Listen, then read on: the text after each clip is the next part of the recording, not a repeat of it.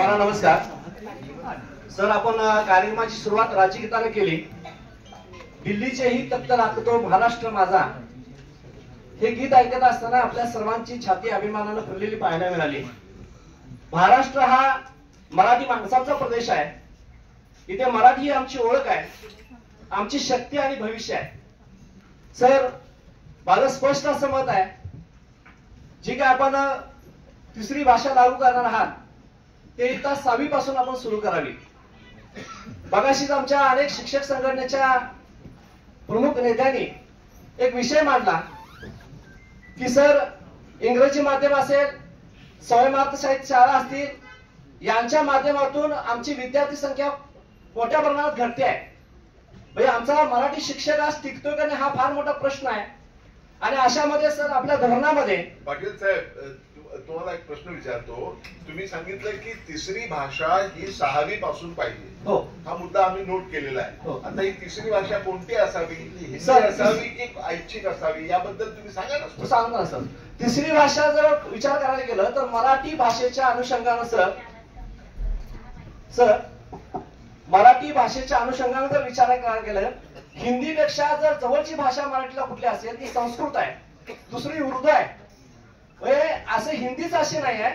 तर त्या मराठी भाषेला जी योग्य वाटते, जवळची वाटते, त्या भाषेचा त्या ठिकाणी स्वीकार व्हावा, हे माझा पहिला मुद्दा आहे. दुसरा मला याचा आहे की 20 ची संख्या आपण काही वेळा असं त्यामुळे धोरणामध्ये असं आहे. अजूनही स्पष्टपणे सांगितलं नाही की तिसरी भाषा कोणती असावी. मी 6वी पासून हे तुम्ही सांगितलं. 6वी पासून आहे. हिंदी चालेल, संस्कृत चालेल, उर्दू चालेल, त्याला ऐच्छिकता ठेवायला हरकत नाही. दुसरी गोष्ट, 20 आता जे बाहेरच्या म्हणजे उदाहरणार्थ गुजराती बोलणारी 20 मुलं असतील तर 20 मुलांच्यासाठी स्वतंत्र शिक्षक नेमण्याची तरतूद आपल्या यामध्ये आहे. मला असं सर वाटतं जर ती महाराष्ट्रामध्ये लोक येत असतील, महाराष्ट्रामध्ये उदरनिर्वाह करत असतील, तर त्या मुलाने मराठी भाषा का शिकू नये. त्यांच्यासाठी शिक्षक स्वतंत्र नेमण्याऐवजी त्यांनी मराठी शिकावी. आज बेळगावचं बेळगावी जर होत असेल तर माझ्या महाराष्ट्रामध्ये माझ्या मराठीचा मला अभिमान का असू नये. आणि अशा पद्धतीची तरतूद सुद्धा भविष्याच्या काळामध्ये व्हावी. जर कुठल्याही भाषेचे विद्यार्थी 20 पेक्षा जास्त झाले तर त्यांच्यासाठी त्या भाषेचा शिक्षक नेमण्याची तरतूद तुम्ही केलेली आहे. तर त्याच्याऐवजी त्यांनी मराठी शिकावं ही माझी प्रामाणिकपणे या ठिकाणी इच्छा आहे.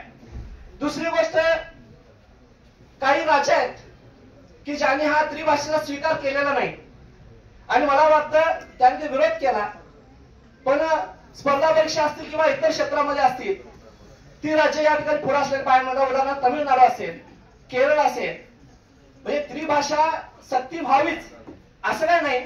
दुसरी गोष्ट सर, लहान मुलं ज्यावेळी बोलायला लागतं, पहिला शब्द उच्चारता आई, ती शब्द मातृभाषेतून उच्चारला जातो. मगाशी आपला विषय निघालेला होता, उच्चारलेले शब्द वाचायला आणि लिहायला सोपे जातील असं मला वाटतं. जसं उत्तर भारतीयांची भाषा जी हिंदी आहे, मला असं माझं वैयक्तिक मत आहे. आपण सध्या महाराष्ट्रामध्ये हिंदी, कारण आपल्याला महाराष्ट्रासाठी त्रिभाषा धोरण काय असावं यासाठी ही समिती आहे. ठीक आहे सर, ठीक आहे. मग आमचा काही हिंदीला विरोध नाही. हिंदी आमची मावशी आहे, इंग्रजी आमची आत्या आहे आणि मराठी आमची आई आहे. पण आईची जागा कुणीही घेऊ शकत नाही साहेब, हेच मला या ठिकाणी सांगायचं आहे.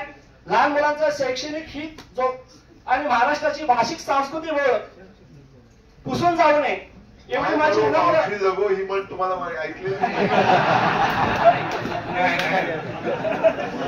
आईच असते सर.